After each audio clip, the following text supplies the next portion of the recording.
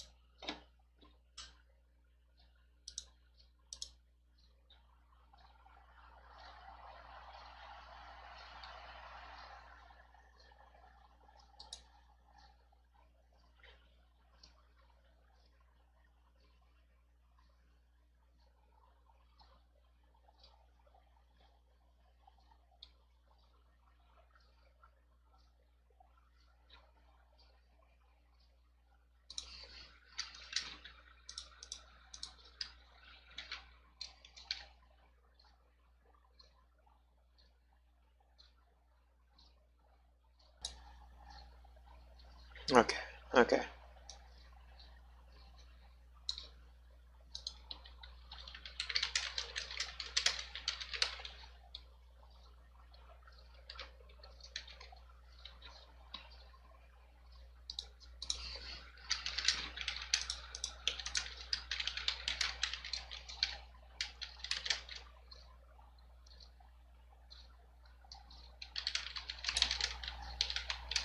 Okay, okay.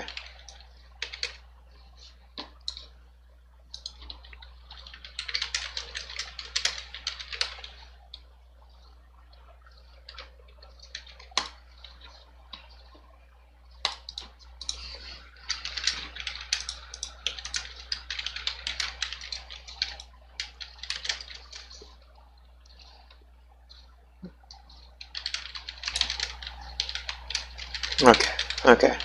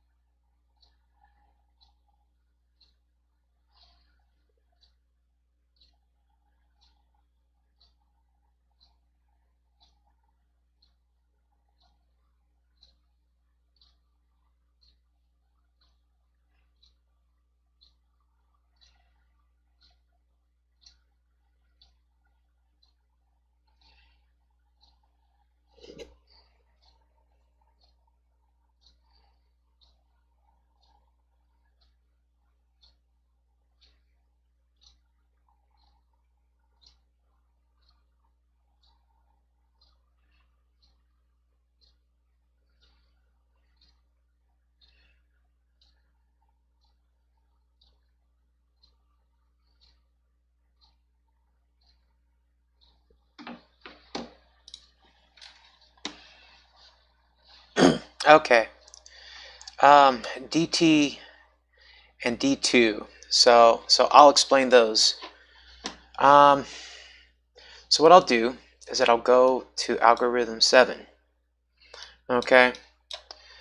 So what we want to focus on is operator 1 right here. And in algorithm 7, all 4 operators make their own individual sound, and they don't intermix or anything. It's just 4 sinusoidal sound waves. Just the basic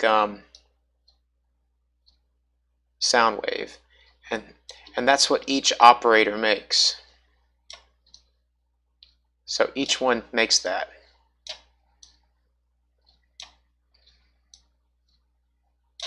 But we're going to focus on operator 1 right now. And this will help me to explain the questions about the envelopes. So first of all, the TL value is like the volume level of the actual sound wave. And the sound wave is just going to be a straight sinusoidal wave. Oh. Well, come on.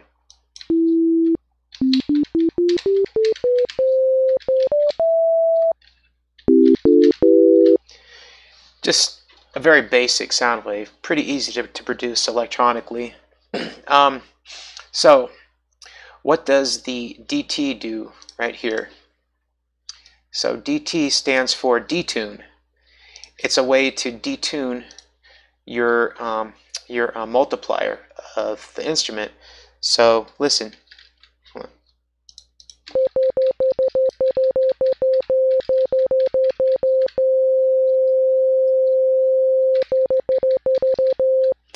So there's a very slight detune of it, and it's very hard to hear or detect. However, when you mix 2 instruments, or when you mix together two operators, so let's say I make an identical thing in operator 2. So we'll have them both at about a TL value of 10, right? And they're both playing an identical sound. But let's say if I set the detune to -3 here and the detune to +3 here, well, these two are about 6 microtones apart from each other. So it should be a chorus sound.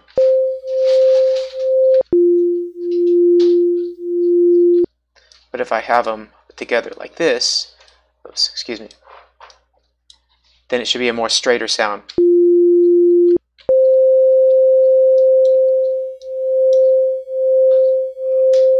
And now it sounds more like a ringing or buzzing kind of sound.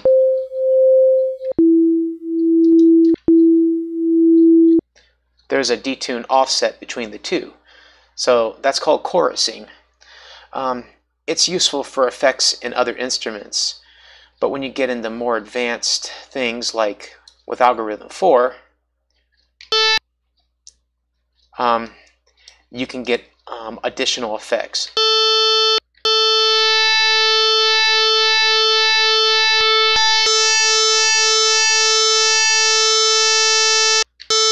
See how the sound is more bland right here? If I offset these, you hear kind of a wow, wow, wow. So there's kind of a thickness to it, you see.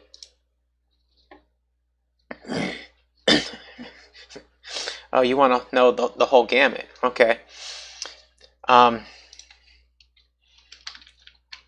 I answered your question about the DT, the detune factor?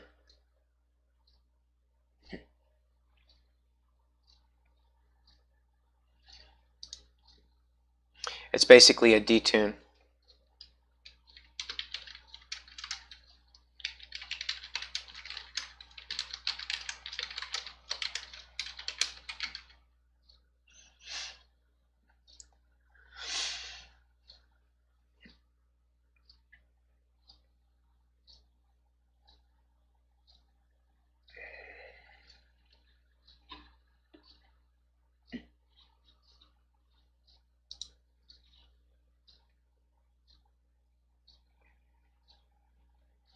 Okay, well,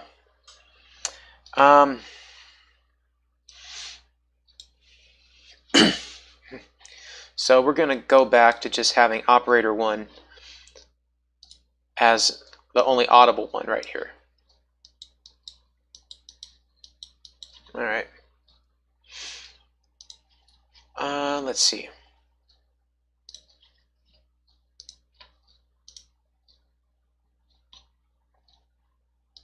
Yep.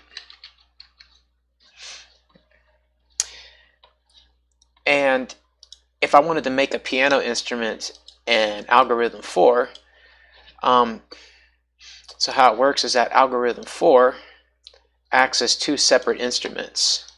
So you can pretty much make an identical instrument with operator 1 and 2 as you can with operator 3 and 4.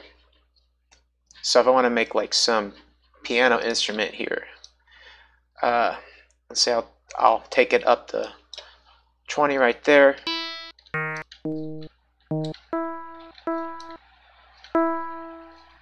I'll take it up to maybe 9. Okay. So 9 and 12 and 9 and 12. If I take that up to 24. So if I take this up to 9, it should sound identical to the instrument that I just played if I turn off operators 1 and 2. Oh, sorry. Multiplier 1. There we go. So if I do that and turn that back up to 9, it's the same exact sound, right? Well, except these detunes. Anyway, yeah. So what I can do, since they're both identical sounds, if I turn this up to 9 as well, the sound will be twice as loud. If I use the detune on the top 2 to go down to -3, and on the bottom 2 go to a +3, it'll be a chorus piano sound.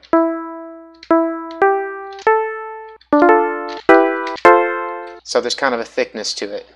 And it gives a nicer, jazzier, more realistically kind of sound, you know.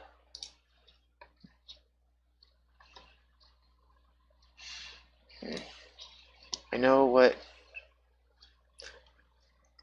the tracker program changes these numbers. Okay. So I'll break down what the different algorithms do. And there's kind of a visual representation of this. So for algorithm 4, you know, you got these two operators acting together, and then these two operators acting together. So basically it's like, and then these two are acting together. And then after that, they're mixed into the speaker output.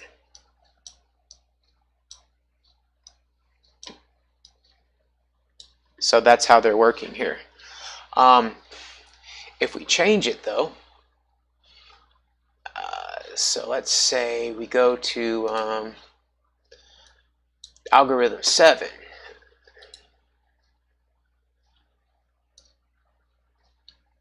So algorithm 7 is going to be like each operator goes individually into the speaker output right here. I don't like that speaker thing, so I'm going to draw something like this. There we go. And that's how that would work. And then let's say I go to algorithm 0, for instance. So what happens here is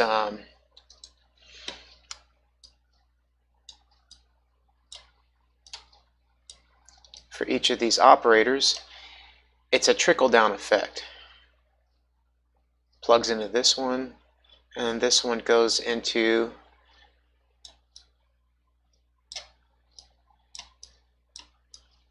and that's how that works. And they all connect together. Now there's consequences for all that. So if I use algorithm 0, And that means nothing can be heard unless operator 4 is also audible. So the TL value has to be above 127 in order for anything to be heard at all. So right now you hear this. If I turn it all the way down, you see I'm clicking on my keyboard here.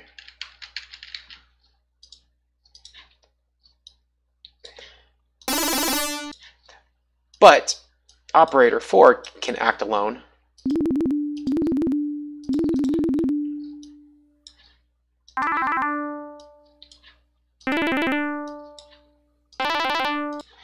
And so that's how that works. Now, let's take a look at D2. So, in order to understand D2,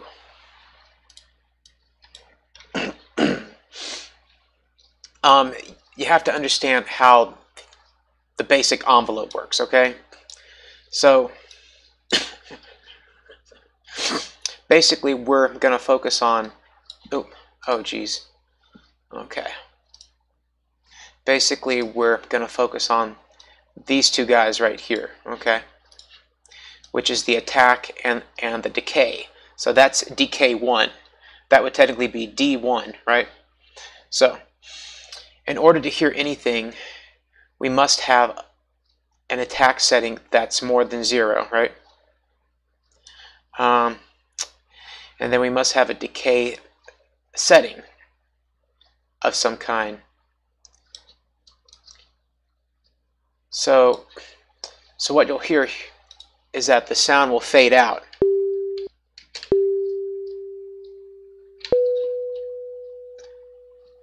And the more I have it, the longer it takes for the sound to fade out.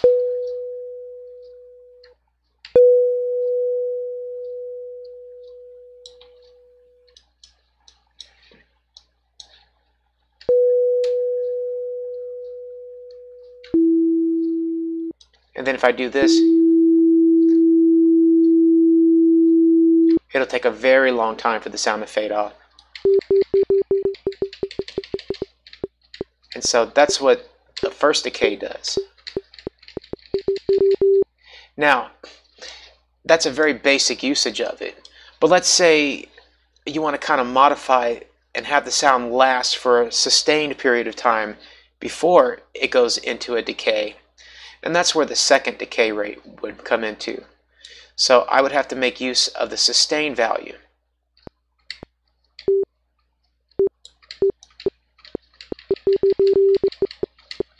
And that can make abrupt stops using the first decay if you do it this way.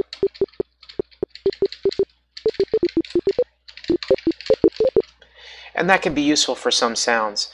But let's say after that abrupt stop, we want a quick decay.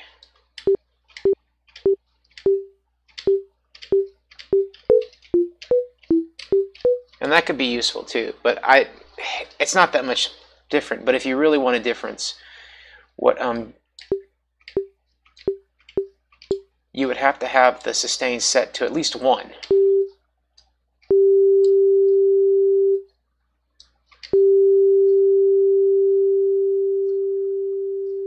And that fade out doesn't start until it gets to the second decay.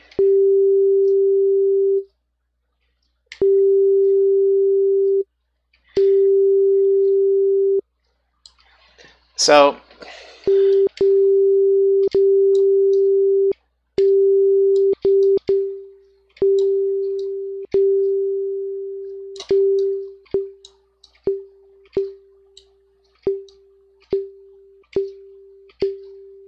and if I do it this way, you can hear a subtle little trail of that sound. And it trails off longer than the first decay, you see.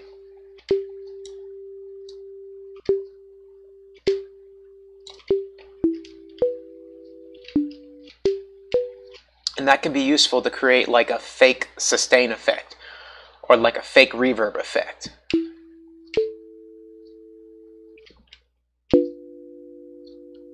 you know, and that's how that works. Now, let's say I'm just using the attack and decay. Now we're going to look at the R. The R is the RR, which is the release rate. Okay. So I'll show you what happens.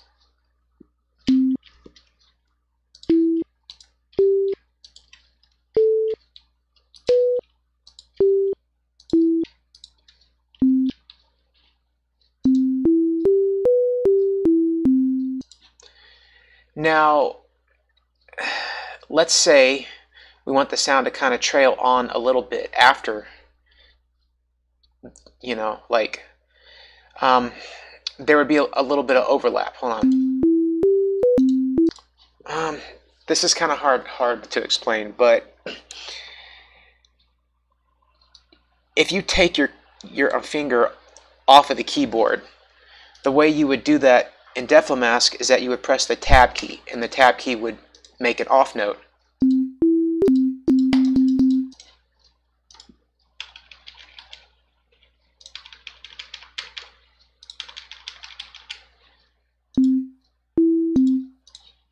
Now, if I have no release rate, the sound will stop abruptly.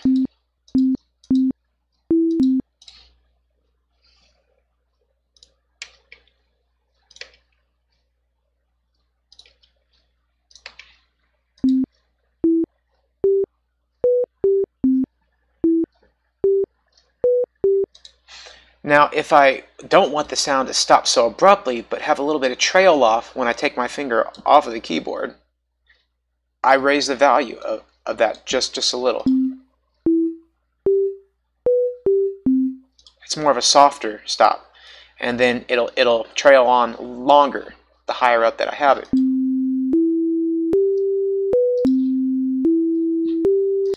Now, be careful, if it's in setting 0, then the tone will never stop, even after you press the off key, and that can be annoying.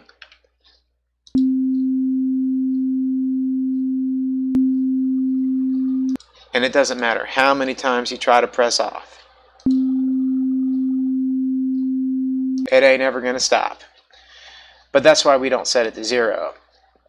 For general purpose use, I recommend anywhere from 10 to 7. Now, this is also useful if you want to have like more of a synthesizer kind of effect with certain sounds, you know. So let's say I want to do a sound that has an attack rate of some kind, right?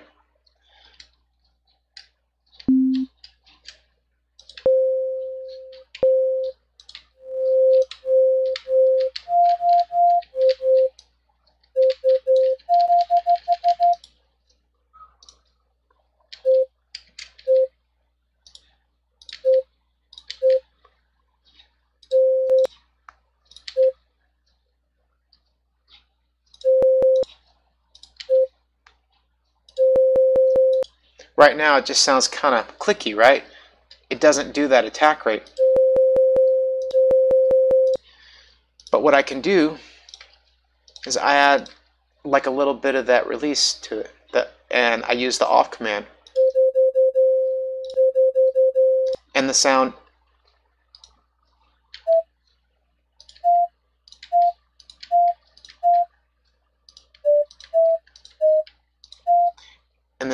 is a little more natural, right?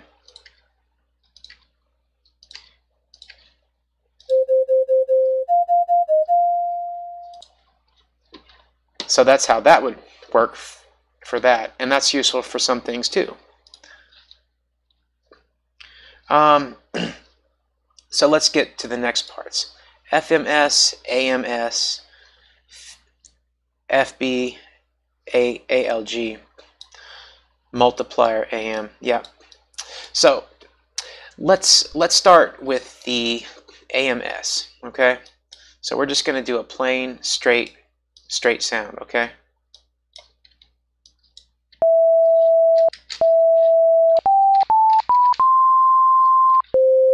So what does the FMS do? It's quite simple. it's just a built-in vibrato inside the chip.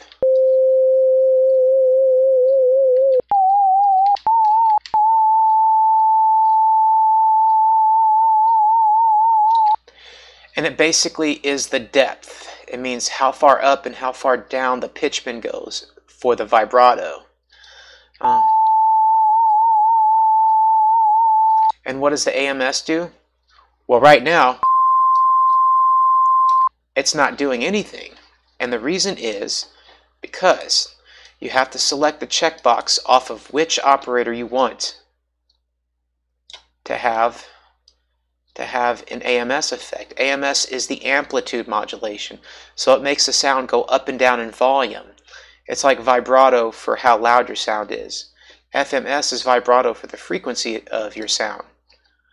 So if I select it, you will hear a what they call a tremolo effect.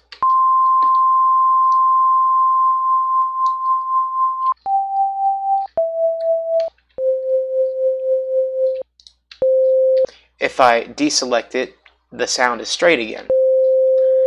But if I select it, you hear that woo, woo, woo, woo, woo, woo, woo.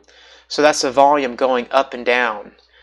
And this controls the depth of how far up and down the volume goes.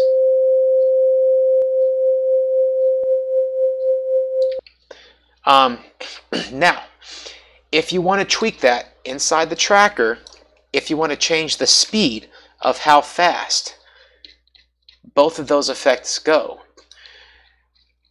the speed setting will affect both of them at once. And the setting is this. It's 10, 1, 1. So 10, 1, 1 will make it a little bit faster.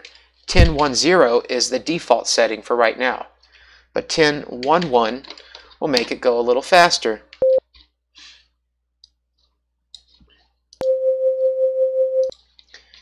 Okay, it's like twice as fast. So listen.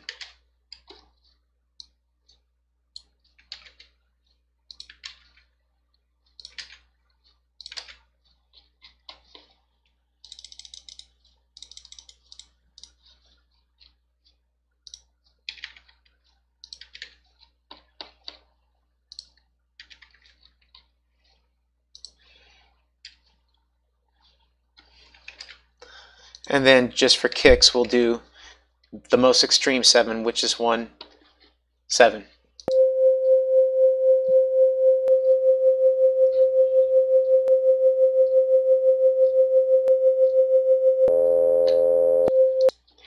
And the same thing for FMS. Controls it just the same.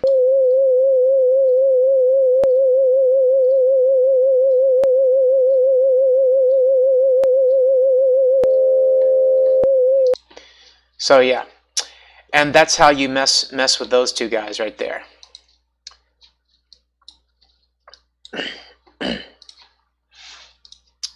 But if you want the AMS, you have to select the AM box for every operator that you want to have that with. Now, with FMS, you don't have that option. It just affects every operator. Period. There's not anything you can do about that. But those are the limitations of the system, and that's how it works. Yes. Yes. Vibrato. S equals tremolo.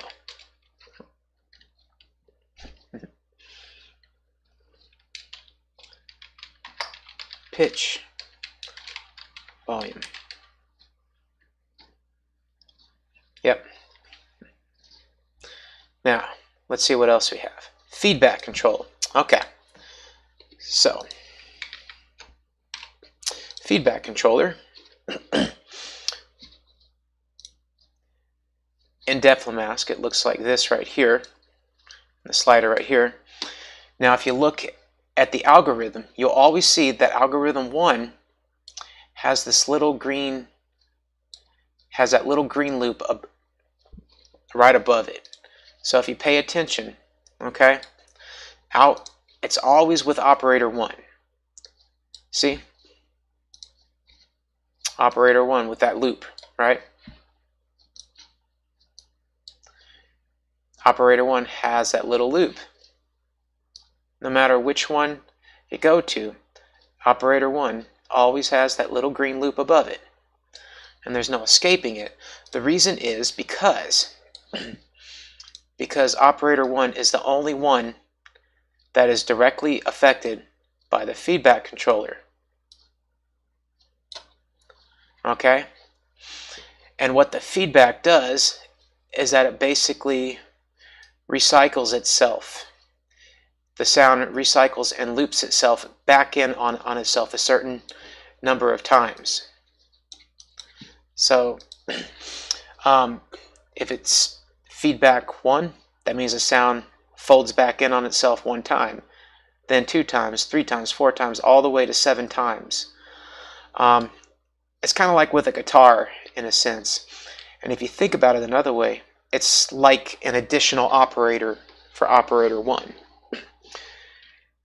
Now, let me show you how that looks.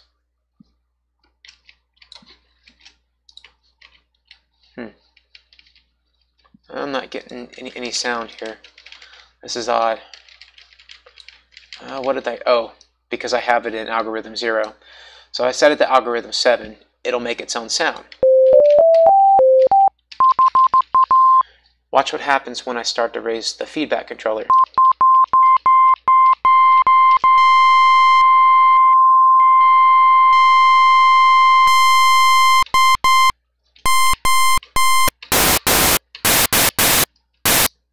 If I turn down the total level,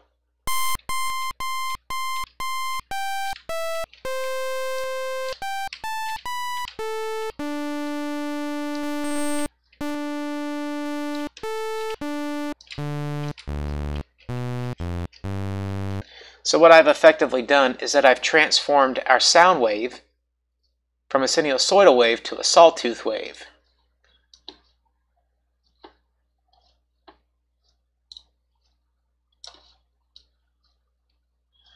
So now the waveform looks more like that. And that's because of the feedback controller. And you can do it in various degrees. Now, all is not lost for the other operators. Because let's say I try to make that algorithm 4 sound using only operators 1, 1, and 2 again, right? That means that operator 2 will sound like the sinusoidal wave if it's just alone, right?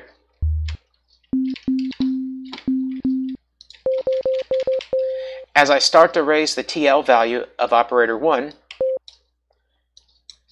let me set the feedback back to 0. It will start to modulate the frequency in operator 2, which is why it's called FM. So frequency modulation.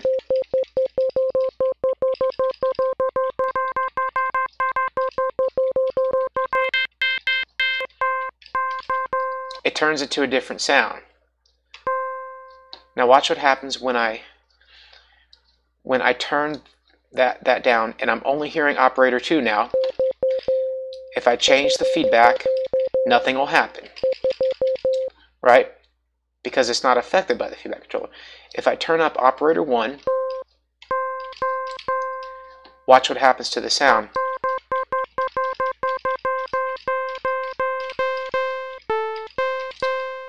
And now operator 2 is affected by feedback as well, but only because it's affecting operator 1.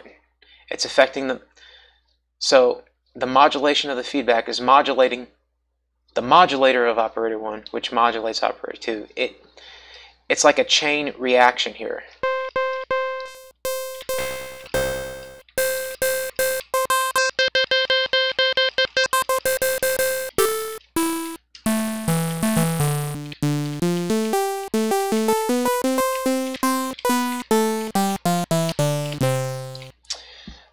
So that's how that works. Does that make sense? Let me see. Yeah, so feedback is not reverb. Feedback just means that it doubles, that it recycles the sine wave of operator 1 back in on itself. It's feeding it back into itself. which makes it louder each time, more and more louder, and once it reaches a certain point, it starts to get distorted, and that distortion produces new sound waves depending on how much you have your TL value, and that affects whatever other operator it's tied into.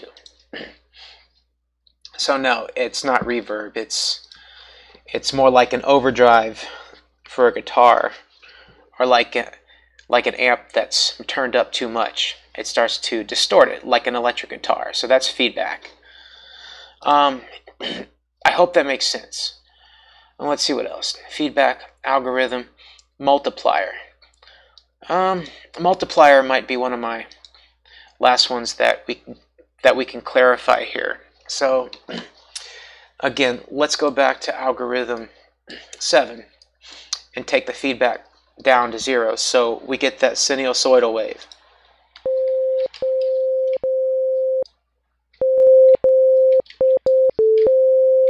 Okay, so multiplier, think of it like this.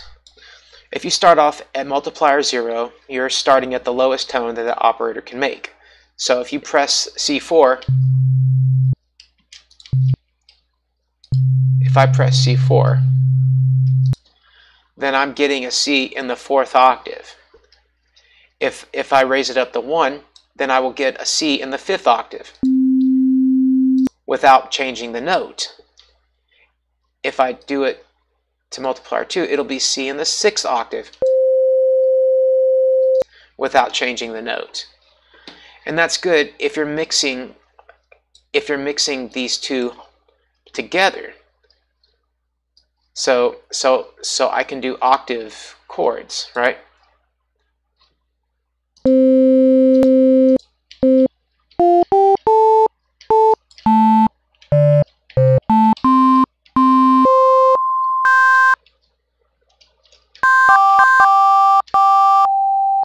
Now, once we hit multiplier 3, it goes up a half octave now. Hold on.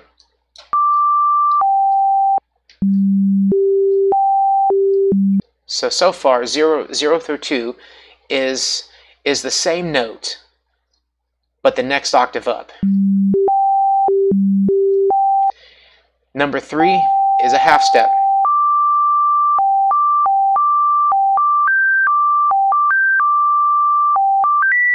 And then 4 would be 1 octave greater than 2.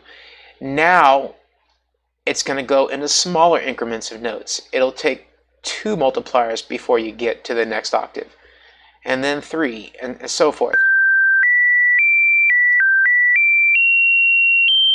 Actually, yeah. So 8 is the next octave. And 15 would be almost the next octave, but not quite after that. But it's a bunch of in-between notes. Now, for general purpose, the reason this is useful is obviously to add an effect or an edge to your FM sound, to change the shape of your sound further. So let's say I have these both at multiplier 1 for algorithm 4, right? So it'll just be this kind of keyboardy kind of sound, right?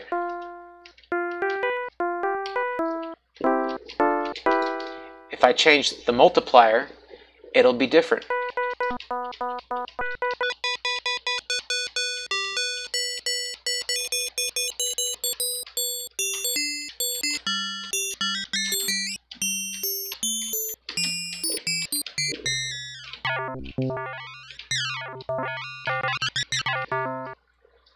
And changing the bottom one, or the carrier operator, will lead to other effects.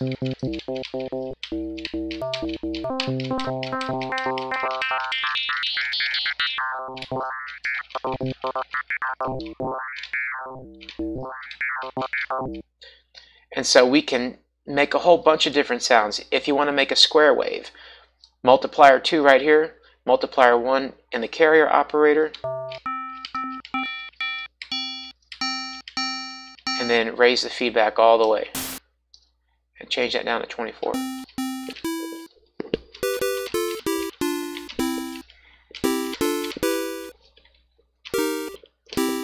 Now it sounds like square waves. Fun.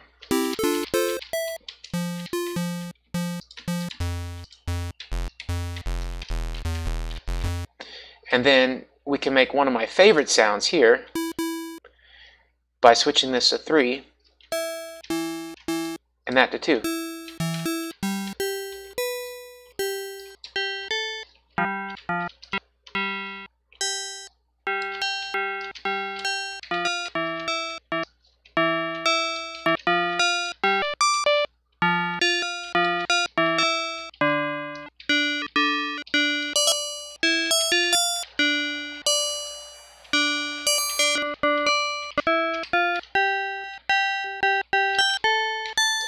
Kind of a classic Master System sound.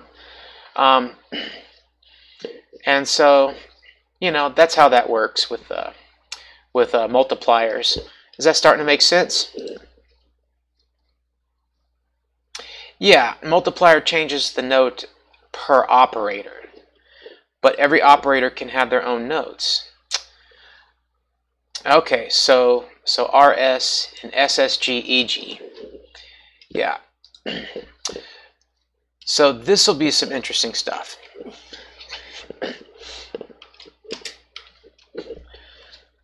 All right, so let's go back. Let's make a basic. Let's see. I want to do like a piano sound because this is kind of a piano explanation.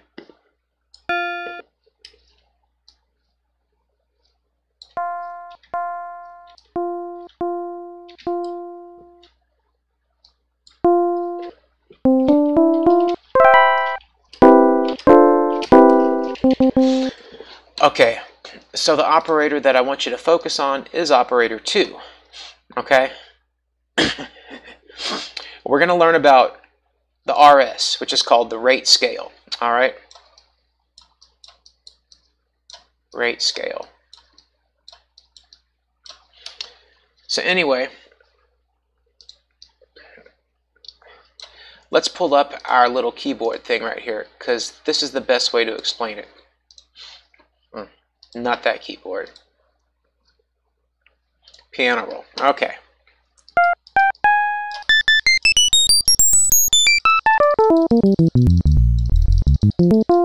So, on a real piano, the lower the note goes, the longer the sound will sustain because the string is bigger and heavier and takes a longer time to stop moving because it takes more energy from gravity to cause it to stop, right? But the higher keys will stop quicker because the strings are lighter and thinner and have less mass.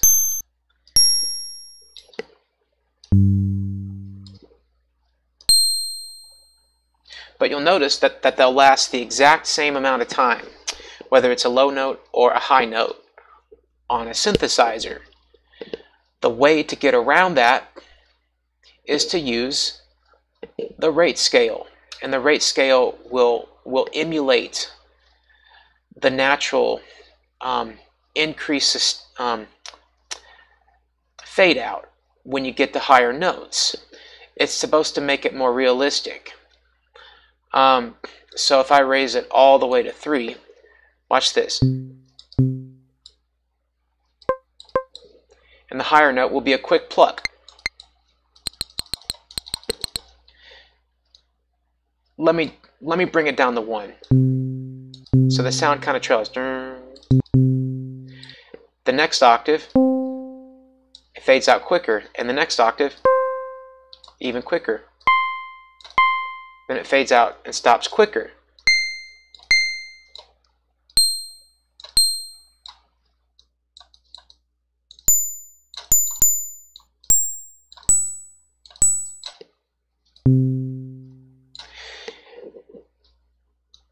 And then rate scale 2 would be an even more extreme effect, and so forth and so forth. And then is more of a plink. And so that's how that works. And then we go to the low note. You see how the sound lasts. It's not a plink, but the highest note is a plink.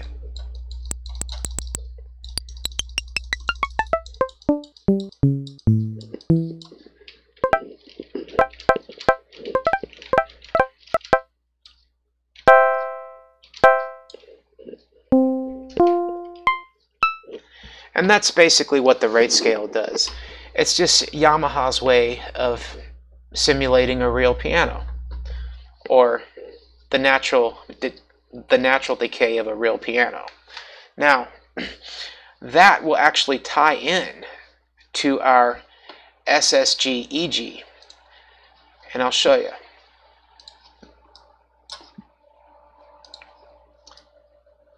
So these two are kind of joined at the hip together, and these two are also affected by this as well. So these three affect each other, and I'll show you how.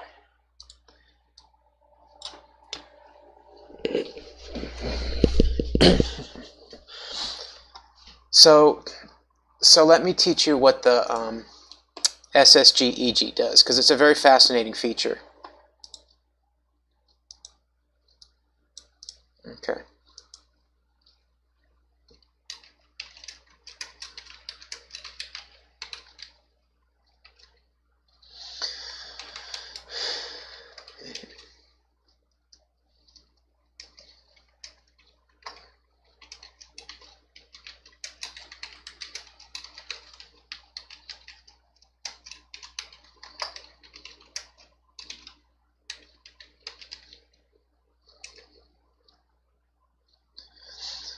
So, all right,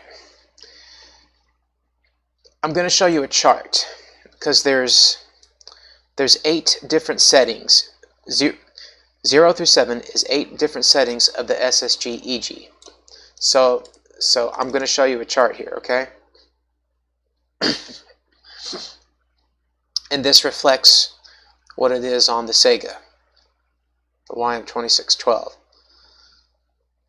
So notice here, all right, this is called an LFO, or a low frequency oscillator. And what it does is that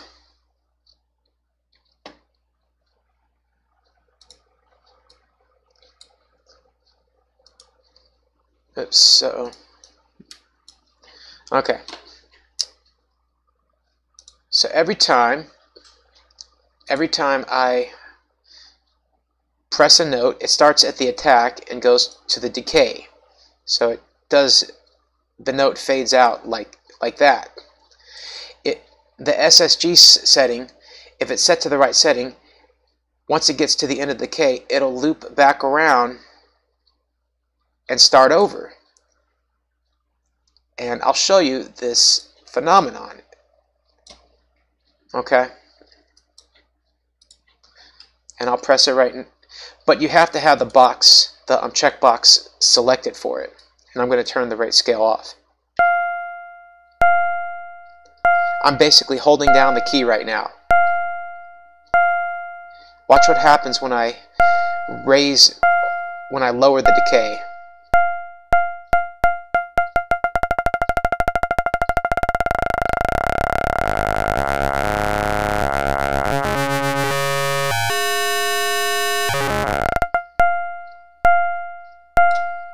So basically the sound is just looping. Okay? Hold on. I have a Discord message, but I want to check it privately here. Okay. Oh, it's nothing. Don't worry. Let me check my messages here. No. LFO does not equal SSG-EG. The LFO on your VST refers to the AMS and FMS. That's what that refers to. That's like that 10XX command that I showed you. Okay?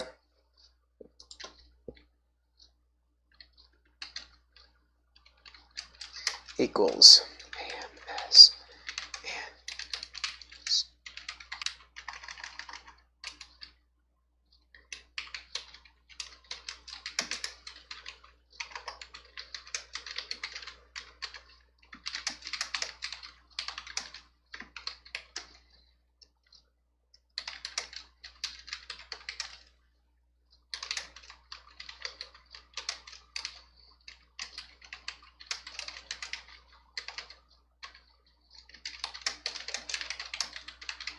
Okay.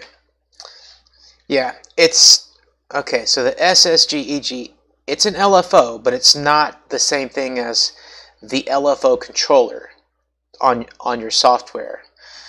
I know it may sound a little confusing, but I'm just trying to describe what everything is. And as I showed, so I want you to notice how the sound. So like if I have setting 0, okay.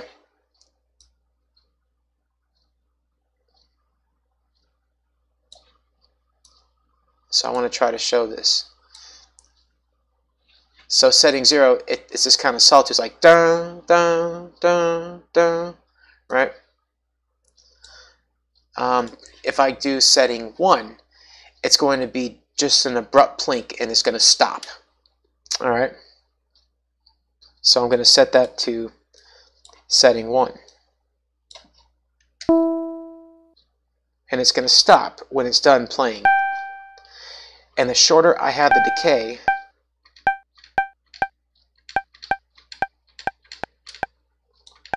and so the sound is going to reach the maximum decay before I even have the decay setting reached. And if I move the rate scale up, it's going to be more extreme, because the rate scale affects how fast the SSG works. It's kind of this weird interconnected relationship.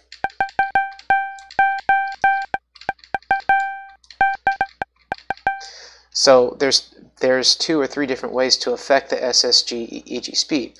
Observe.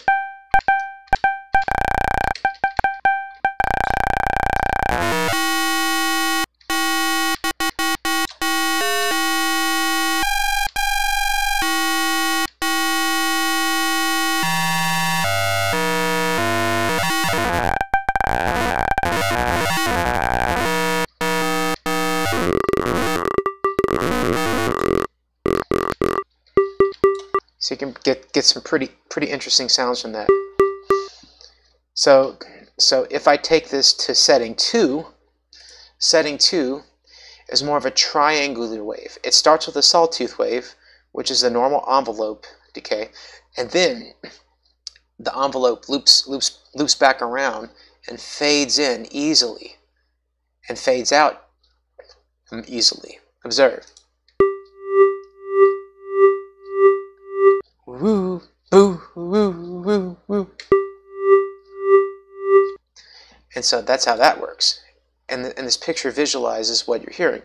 Number 3 will be an abrupt start and decay, like in number 0, but then the sound will trail on forever without any looping. Watch.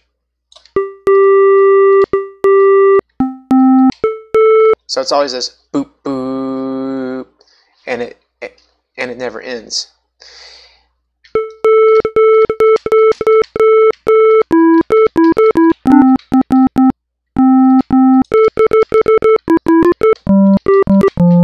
And it has this little gurgle at the beginning of each note.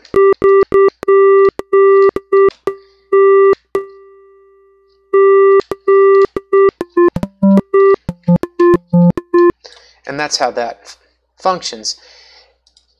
Now, notice the pattern here between settings, between these different settings, okay?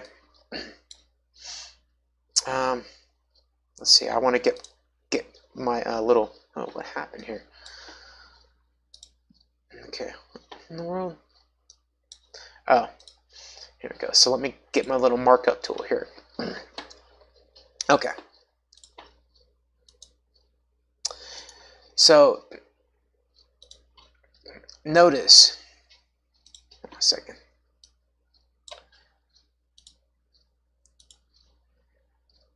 On 0 through 3, so the first 4, notice that the beginning is always this abrupt start.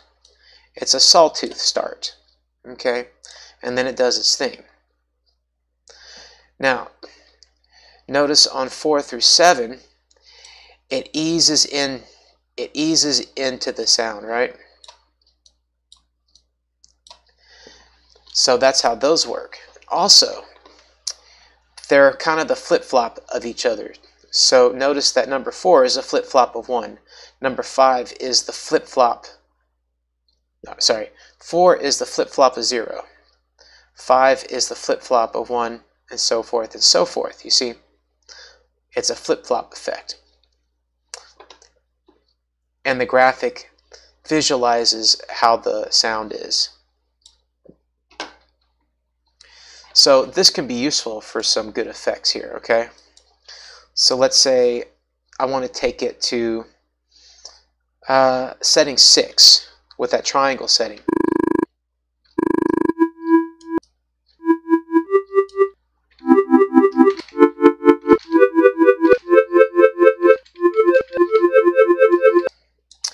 Now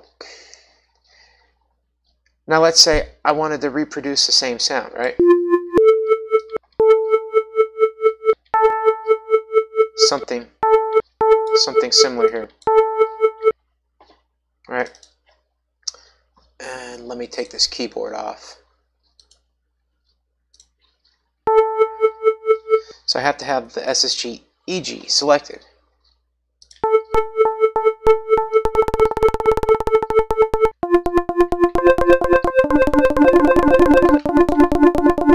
Oh, thank you for that. I appreciate that subscription. So we could take it to the same 6 setting right there.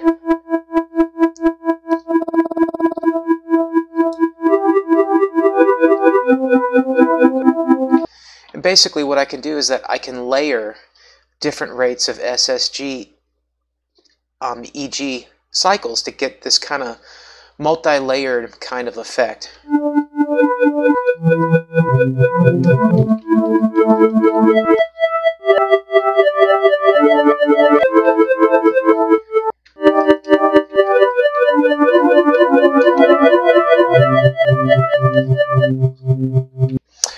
And there's another trick that you can do as well. So if I'm using only the first two operators, you can get a fake reverb effect.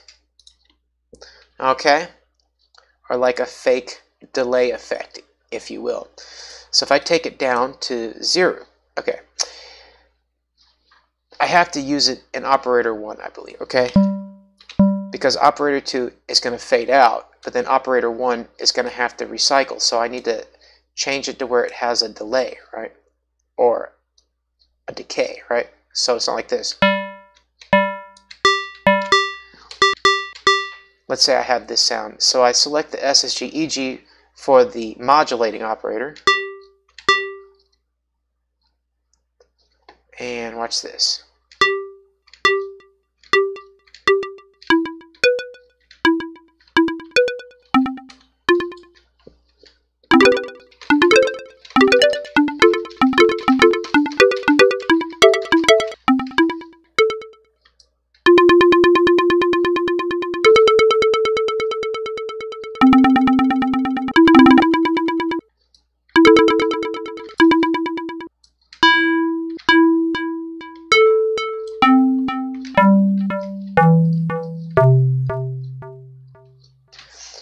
But you have to use the SSG EG in the modulating operator and not the carrier operator, because the carrier operator will make the sound last forever. It'll loop forever. So that's kind of the trick with that. Hope that helps and makes sense there. So that's how you get fake delay effect on a single channel with the Genesis. I think I've explained most of the basics. Are there any other questions?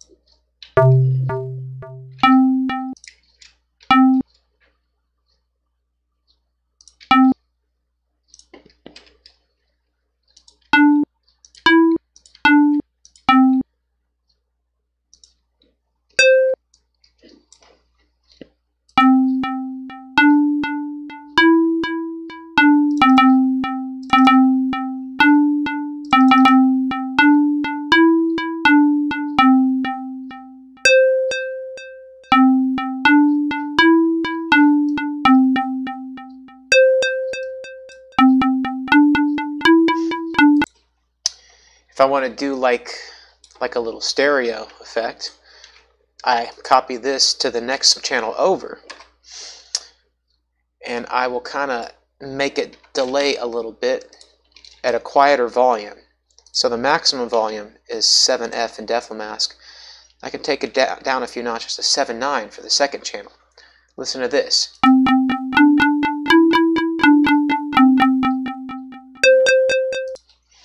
Now if I want to do a stereo effect, I do 8.0.1, which makes the sound for this channel come out of only the right side of your speaker. If it was 1.0, it would come out of the left side of your speaker. But I'm going to have it come out of the right side.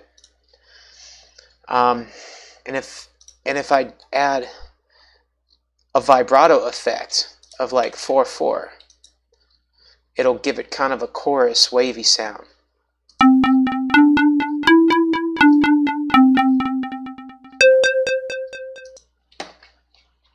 And then if you want to increase the stereo, the 3D stereo sound, it just duplicate that channel, lower the vibrato slightly in this one, take it down even more notches for the volume, and have this channel come out of the left speaker only. And what you're going to do now is bring this down even further, and you'll get this 3D stereo effect.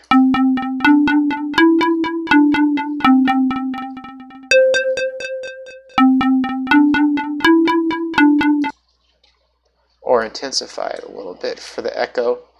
Raise it up to about 7.5. There you go.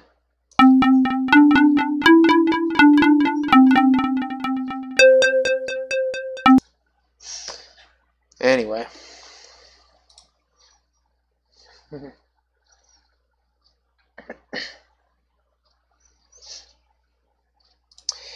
Yeah, it's like, yeah, the envelope generator is this. This is the envelope generator. But the SSG-EG is like a special LFO for that, okay? It's a special LFO for this. But this is a special LFO for this, the whole picture, for all 4 operators, okay? So they're 2 different LFOs, if that makes sense. And I can tell you the reason the SSG-EG exists is because, let me see, so this chip here, so originally,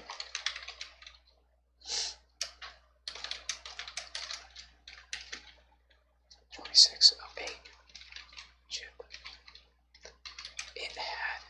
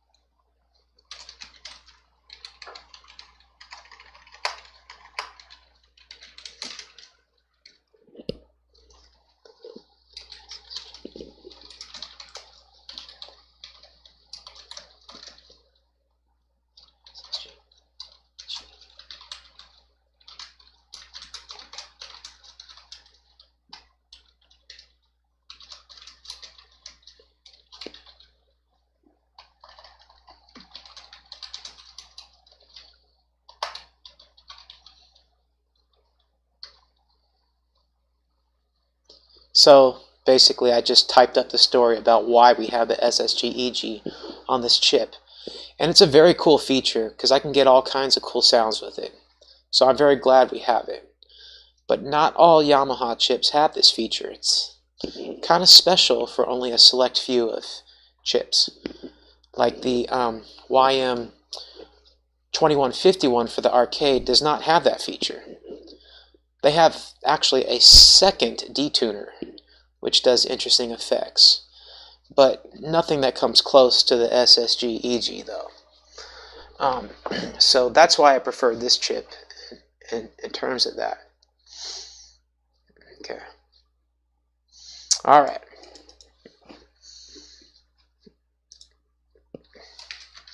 Anything else?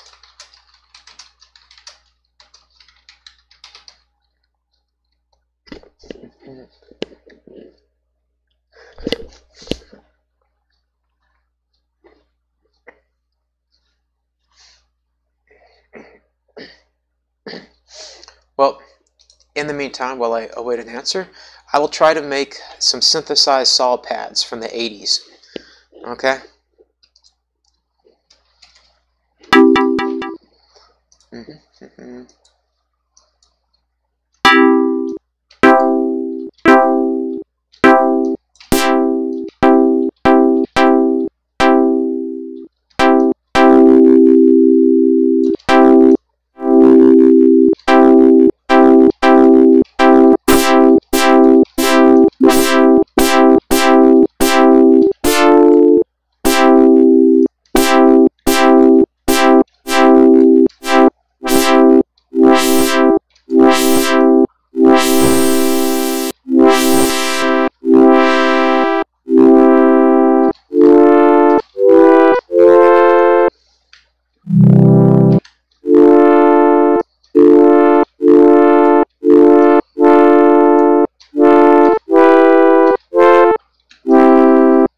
Okay.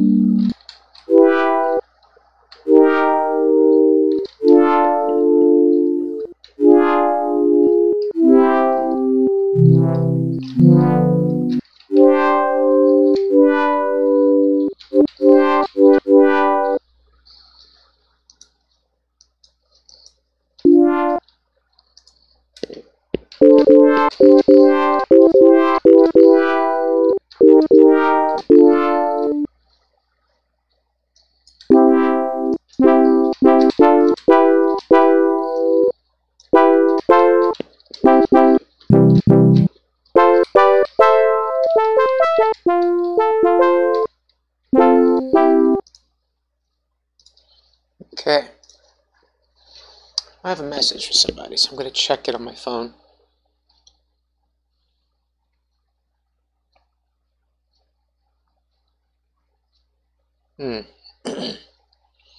Alright, well you have a good night then. Glad I could help in any way.